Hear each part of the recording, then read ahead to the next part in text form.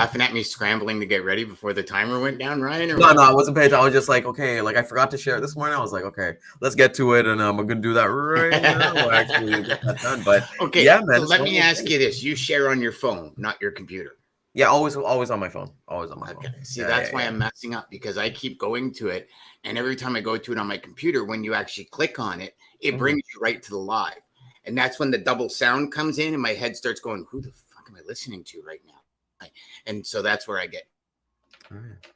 All right, well, there we go. You know, there's the thing as your internet's going out as well. So, this is Sales Chatter Live, logistics podcast where we aim to help 10,000 reps generate over $1 million in revenue in less than 12 months. And we're excited today. Today's one of the days we've had a pretty short week in Canada and the US where we're basically talking about different things when it comes to relationships. Yesterday we had Dean and Jeff on talking about amazing things, and today by no means, like we do our 2 videos every single Thursday itself. And, we have an amazing guest today that Dan has basically talked to, and just getting to know him behind the scenes and just to kind of get somebody that we kind of vibe with as well. So without further ado, I want you to introduce our amazing guest from all the way from Buffalo, New York this morning. I even asked him today, sorry, not Buffalo, New York, Niagara Falls, my apologies.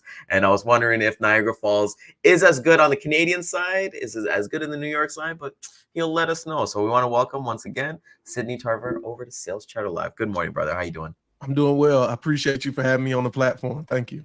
Yeah, no doubt, man. It's amazing to see different places, and like we were talking pre-chat was, you got the background, you got the Shure microphone, that the influencer podcast microphone going. So tell everybody a little bit about yourself. Tell everybody about people's first logistics company, and let's have some fun today, brother. Definitely. My name's Sidney Tarver. I'm originally from Chattanooga, Tennessee, in the South. Grew up, mother, father was in my life. My dad was a coach. My mom was a social worker. So very, humble beginnings. I started early excelling in sports. So I played football, every sport, but football I excelled in, was able to get a scholarship to college, Tennessee State University in Nashville, where I played 4 years. Got a degree in supply chain management, business, logistics. And but after college, I ended up going to the NFL. I ended up playing for the Cleveland Browns and the Jacksonville Jaguars. So I kind of had an untraditional path into business. But I played a year in football, got cut. That was my first real business experience of how cutthroat the business world is with sports. It's mixed in. It's a whole different world. So I got cut from the NFL. Never went back, didn't chase. I fell back on my degree. I got a scholar. I got inducted into a leadership development program in logistics under Merce Damco up in Virginia. So I was up there working at this warehouse called Damco Distribution, and we were unloading containers from the port of Virginia. And I really got into logistics and got my feet wet into that world. Later, I went to work from Amazon. Amazon headhunted me from them, and I helped start up their logistics divisions where they deliver the package to your house, the last mile delivery. Mm-hmm. And then about 3 years ago, I got another bug to transition my life, where Amazon had a program for their current employees where you could quit and partner with Amazon and start your own delivery company and deliver the packages with under the Amazon umbrella, but under your own situation where you could deliver and start your own company and partner with them to deliver the freight. So that's kind of what People First Logistics came from. I'm in now. Well, first and foremost, man, kudos to you for understanding that, you utilized every single situation that happened to your life. So let's talk about the NFL. First and foremost, you excited for football to be back tonight? I've been chomping at the bit tonight. So what about yourself? Nah, definitely. It's exciting when college football started. In the South where I'm from, college football is bigger than the NFL, but I like both of them though. So it's fun. It's an electricity that comes with football season, and it's like the start of the year. It's like a new year when football starts. Oh, that's awesome, brother. I know college football. It's not as big as in Canada, but we'd love for it to be big. We'd always love a NFL team. I know the Buffalo Bills, they played a couple of games here back in the day for us. So kudos to that. So let's unwind that a little bit. So like you said, you went to the NFL, I would assume maybe mindset of an athlete is my life is pretty set. I know the career span of an NFL player is shorter compared to, let's say, basketball, hockey, all those other sports. But you knew that, you were setting up a plan. Like we've had Marcus Ogden, who was, I think, a defensive tackle for the Ravens, and he's doing his own thing as well. When you did get cut, what was why get into supply chain? Did it kind of find you? I remember you talking about that company where you're doing the containers. Was it something that, you just started pounding out your resume and then you got a call back, or was it like, you know what, something called to me and made it happen? Nah, I remember I was at home with my dad. I just looked at him. I was working out still, waiting. Maybe my agent would call me, but I was like, I remember hitting my dad, like, all right, Dad, who call your network and find me a job. Like, I was chilling, like not chilling, but working out. I was working at this little daycare, like community center. It was a good childhood friend. So I was just out there hanging out with kids, like just leading them, and we taking care of them all day. But I looked at my dad. I was like, I need to get some real money, Dad. Like, call up your network. And he hit me up, and like a few months later, like probably a month later, like this dude named Terry Philpott, I'll never forget. He was like, you want to come up here? I'll give you $5,000 to come to Virginia and take this position in this leadership development program in logistics. So that's kind of how it happened. Like the network, it wasn't like I was just blasting my resume on Indeed or the Job Finder. Like it was really still be waiting for a job if you did, You'd still definitely less leveraged relationships in networking that really brought me my opportunity. That is spectacular. That's one of the coolest things that you can mention. And shout out to Dan coming back. He's got the Jeff internet today. But let's talk a little bit Jeff about internet. I actually thought it was your internet. I was like, oh, Ryan just froze on us because you were sitting there like this. And I'm like, oh, Ryan, you just pulled a Jeff, and then all of a sudden everything started circling of death. I was like, oh, I just pulled a Jeff. Great. There we go. But Sydney, when you're talking about that leadership, for everybody who's out there, I want the audience who's watching today, right? Because that is such a great thing that we can see with supply chain, that it can go in many different ways. What are 3 big takeaways that you had, and what advice would you have for somebody who maybe is looking for something like that and wanting to apply? How can they find it? Because like you said, it was your network, your dad's network, and even your own network that made this happen. But through your hard work and your perseverance and your attitude, that's what made you stick into logistics as well, and then going to Amazon and having your career right now. But coming back to that leadership program, what were 3 big takeaways that you even use in your career right now?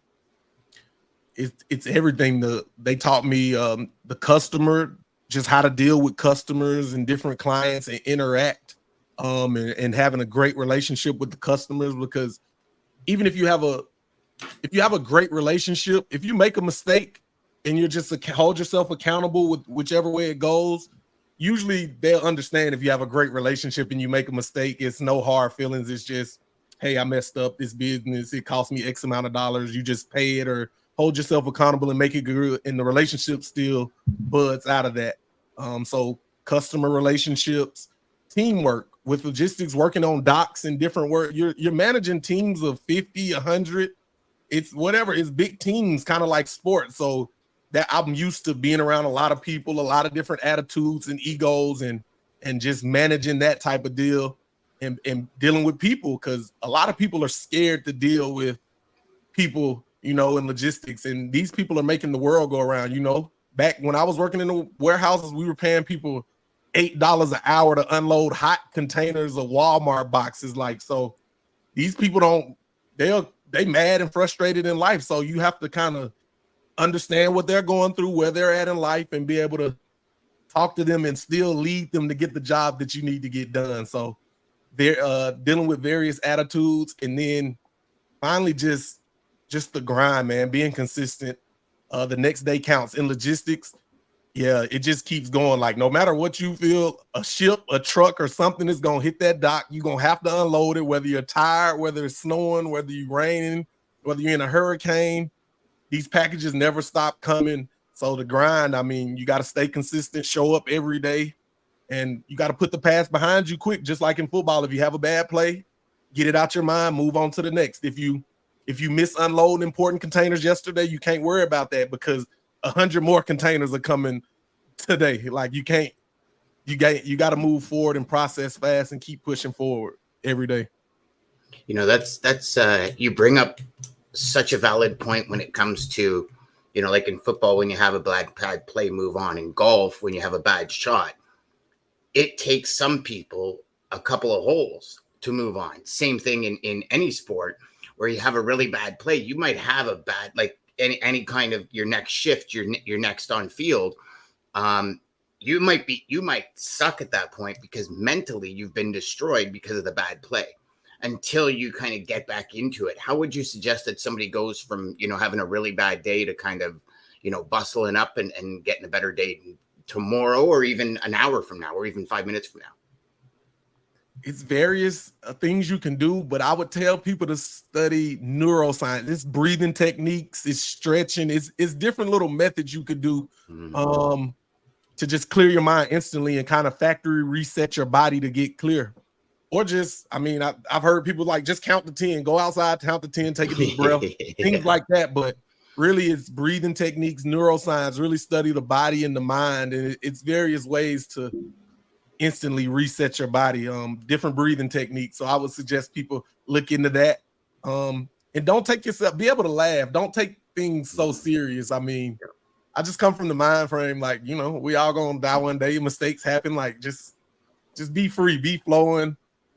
It's all good. Everything's good. The sun always comes back out, in my experience. There we go. And that's so perfect. And when you were we were chatting earlier on, you mentioned you worked for Amazon, and then there's a program, to be a business within a business. And I started thinking about myself as well, because I'm a freight agent and I'm a business within a business as well. And you kind of get to utilize that kind of network and things like that.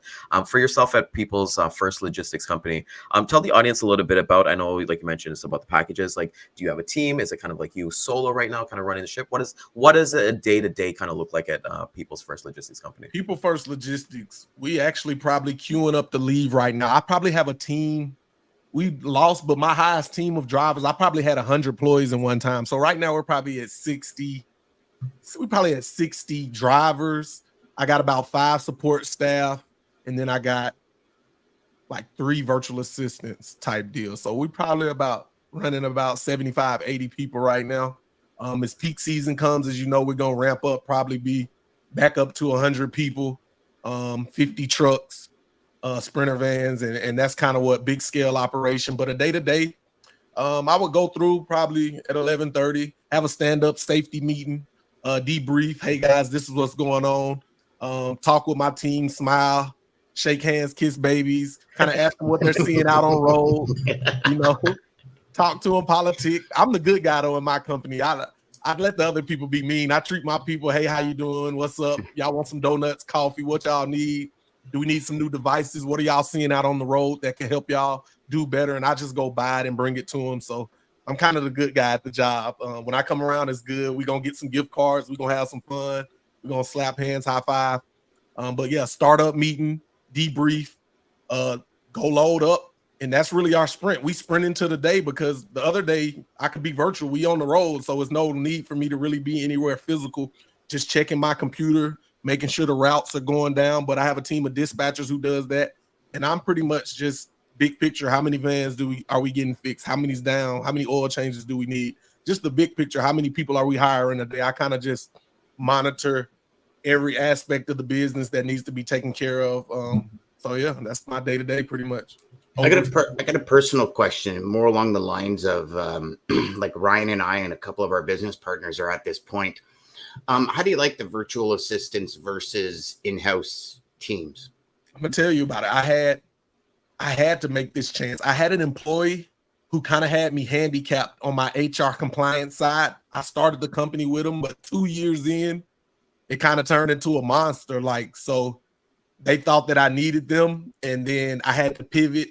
And it's funny you say that, like at the perfect time, and things always come, like the email hit my inbox on like, do you need HR assistants and hiring assistants? And I was like, absolutely. Yep. Well, I hit them up, got the virtual assistants, and they were tailored to the logistics business. They were already doing logistics. The company I was working with is kind of already in logistics. Most people get a virtual assistant and kind of train them from scratch, but these people were already doing logistics moves, payroll, and the stuff I needed at that time. So it was the perfect fit, and it ended up coming out. I got 2 assistants for the price of 1 employee that I had to let go. So actually less. So it actually provided more value. It kind of split the thing into 2 different departments so we could have more like accountability. and then it just we not look back since. So I highly suggest virtual assistants offshore, and they're hungry people who trying to really make it in life, and they do great work. That's awesome. Hey, Ryan, we've said this many times, those emails and some of those calls come at the perfect time when it's kind of like, if you're sitting in your living room and you get up and you smash your head off the side of the coffee table and somebody comes to the door trying to tell you Girl Guide cookies, it's probably not the right time for Girl Guide cookies. But if somebody comes to the door and says, hey, I'm a nurse, I can help you with that cut in your head, you're like, come on in. And, so that translates well into our first video, doesn't it, Ryan? That's a good segue, Sydney, and you didn't even plan that. So let's go with this. The most important lesson I ever learned in persuasion, I actually learned from Eminem. In his rap battles, the way that he would win is that he would call out every single deficiency, every single thing he possibly could that was negative about himself, so that he took the weapons out of his opponent's mouth. There was nothing they could say to him that was worse than what he had already said to himself. And I realized he made it so that everything that he said after that point had to be believable. And you can use that same psychology when you're selling someone. So instead of saying, hey, our stuff's so great, you can say, hey, these are the ways our stuff isn't that good. But because we're not that good in this way, it makes us much better in this way. And they will be far more likely to believe for your positive trait if you just are honest and upfront about the negative, and it makes you bulletproof. I've said it for years, 8 Mile it, right? Because one of the biggest things when I first saw 8 Mile was the fact that he called every single issue out. His buddies and Uncle Tom, he, like his other buddy shot himself. Like it's calling out all the things that these guys, everyone was going to use against him. And I've been a big believer in that in logistics. Like call it out. I think you're stepping ahead of that kind of style when you're having your meetings. What do you guys see out there? You're going to the source with the drivers and saying, what do you see out there? And, that actually gives you, Sydney, if you're selling the company, that gives you that 8 Mile experience where you can say, well, this is happening on the road, but here's kind of how we're mitigating it. Absolutely. Absolutely. Interesting. What was your thoughts on that video, Sydney?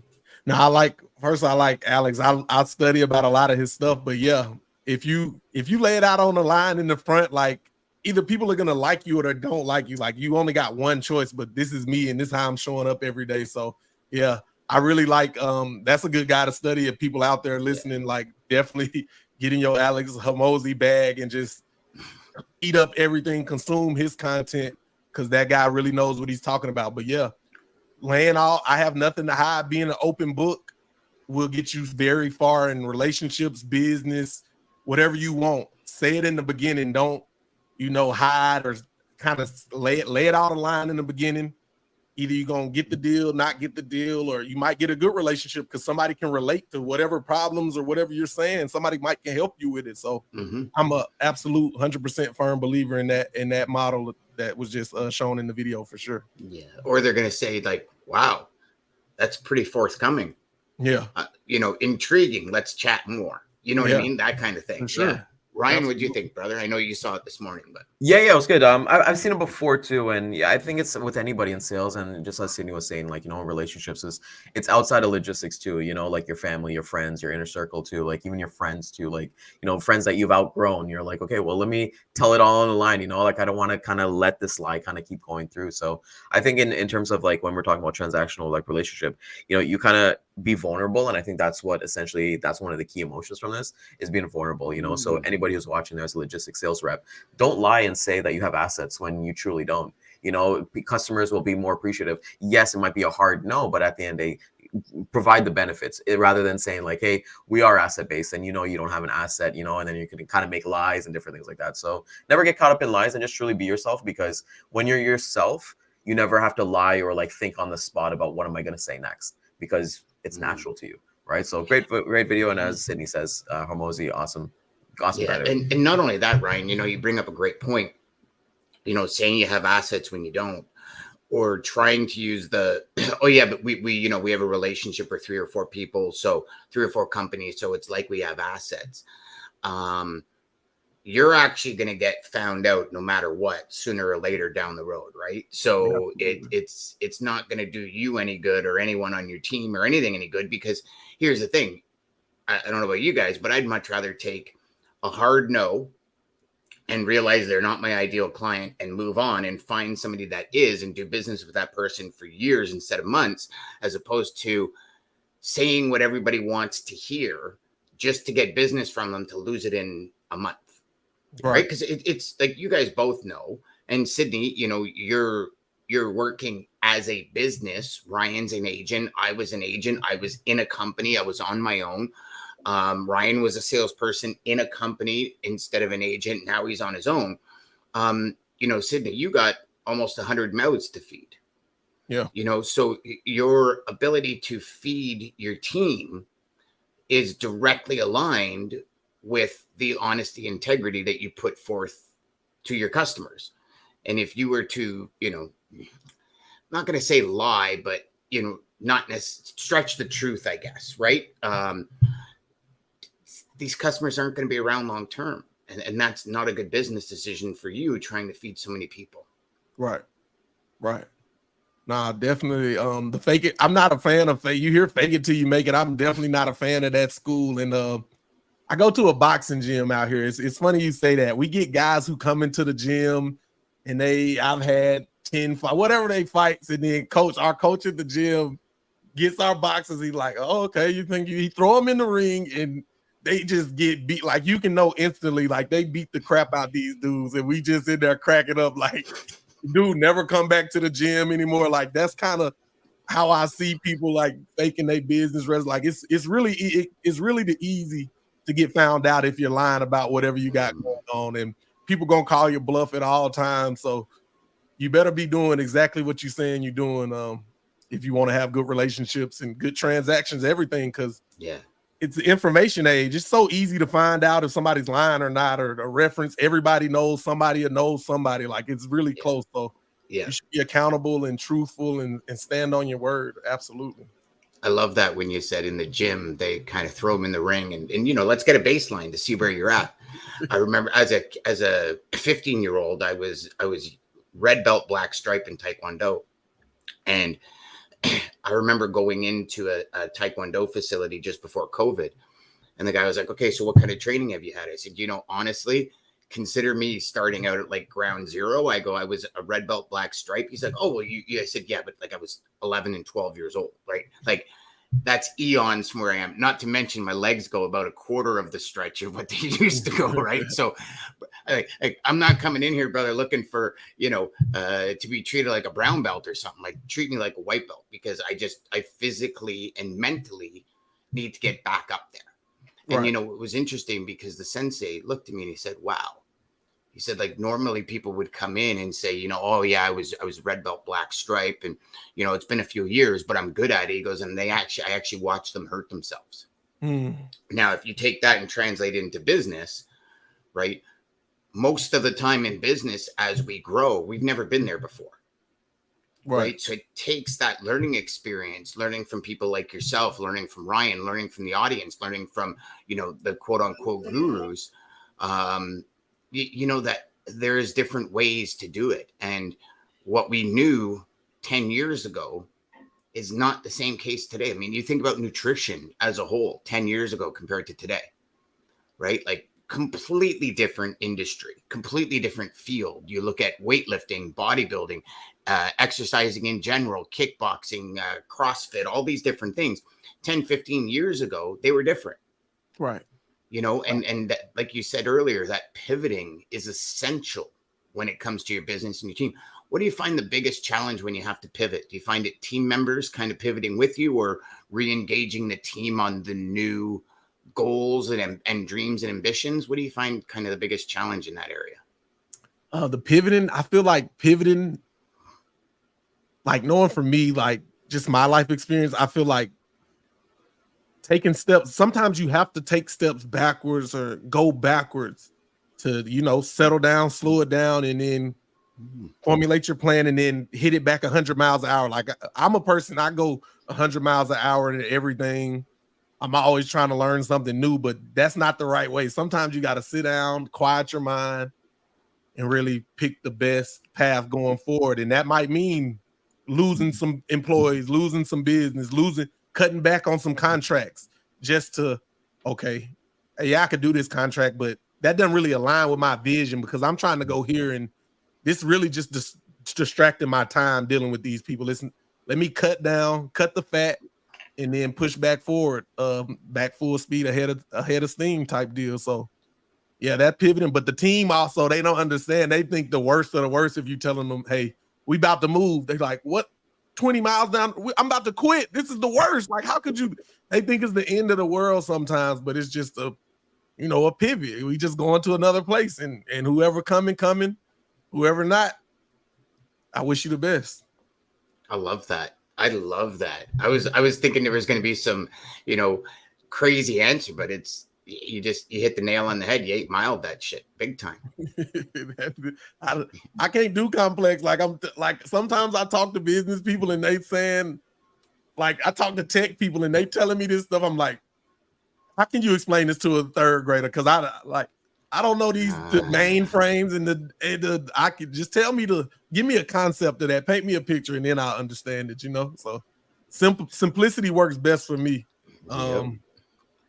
That's all I know. I think it works for everybody as well, and I think that's what in our message, like we try to basically, I think, what was it? A lot of like the politicians right now it's like the big Republican thing, right? I've been following that because like if you're Canadian, you should be following the U.S. because what happens in the U.S. is a big trickle down effect in Canada as well, and seeing how these guys are able, like personally been following the Vivek guy and just how like articulate he is and being able to like relate to everybody. So it's just like when you kind of make it simple for everybody and not be too complex, everybody gets that message. And you just have your one message, you have your mission statement, you have everything like that, and you just keep pushing it, plugging it away with it, and you're going to resonate with somebody. So I couldn't agree more with you in terms of like simplicity is key. Sure. Yeah, the techno babble loses everybody. Yeah, you know something about that, right, Dan? I know a lot about that, brother. And here's the thing is I don't know about you guys and would love your thoughts. I have to be very careful because the techno babble to me is plain English, but to other people, it's what the hell are you talking about? Like, it's just because I'm so immersed in it. Yeah. And I've said this to Ryan many, many, many times where I've said, like, it makes sense in my head, but when I say it or when I write it down, it's like, that makes zero sense to somebody else, right? And it's that third grade approach. I love that you said that because they've done a review, and every president of the United States since they've started tracking has actually spoken at a grade 4 or below level. Not that they're educated as a grade 4, but when they speak, they speak so simplistic and in smaller words and words that everyone can consume, that every single president that has won, and they actually did this comparison where, Reagan won, who he was against didn't, Obama won, who he is against didn't, Trump won, he was against didn't. And they actually leveled out the grade levels that they spoke at. And it was crazy that every single winner was 4th grade and below. Yeah. And I've tried with like writers and stuff, like writing tools. Like, how do you get it to the 4th grade? Like, I don't know. For sure. So we've got one from Ryan here. Ryan, do you want to tee up your video here, brother? Or? Well, funny enough, I think we actually talked about it. So it was actually, I think we won't play because exactly like Sydney actually nailed it with everything with like, having that integrity and, being able to have like those employees and things like that. So it is time to same video, but like, I feel like we've had the impact of it already. So the one thing that I kind of like took away was like, when it's kind of a story of like his real estate agent and his real estate agent kind of saying like, I don't care. Like he just wanted the sale. Sydney, what does that look like in terms of like early in your career? Because I know you mentioned Damco was kind of where you got your start and stuff like that. Did you ever come across like salespeople or even like you said, people making like $8 an hour and things like that they were just about the money itself? Like, they didn't care about anything else. And if they did, why should they, from that point of view? Yeah, it's always people who excel. Like if you work with people, you can tell who's about they for the money they here, because some people were making $8 an hour, but they were doing like supervisor level work. They were really taking their job serious. So I just say whatever you're doing, kind of immerse yourself in it. I mean, even if you want to be the CEO, if you're working an $8 job hour, do that job to the best of your ability. Learn what you can learn. Have a positive attitude. Even if you want to be the CEO, just do that job the best you can. Learn. I had to learn this in corporate America. Like I didn't understand what a P&L was at first, but then my mentor Terry, he made me do things like fill this out every day. This is your responsibility every day. You need to know how much we moved in, moved out, how much we made, how much we lost. You need to do this every day. So I didn't realize at the time, I was like, this dude just making me do reports for no reason. But he was really teaching me the business, tracking in and tracking out, and the core principles of business, really, now that I look back and realize it. So whatever you're doing, if you're at a job, learn what you can learn from your job. And if you want to move on, but don't be a job showing up to work with a negative, I hate it here attitude. I hate my boss. Yeah. Find that one thing you can learn or you like doing at work and transition it and use it in your life or your next venture, starting your own business, whatever you want to do. So wherever you're in the life, be present in the moment is basically what I want, people to know. We should get a mic drop sound. Because that, like, how can you got to end the show on that note?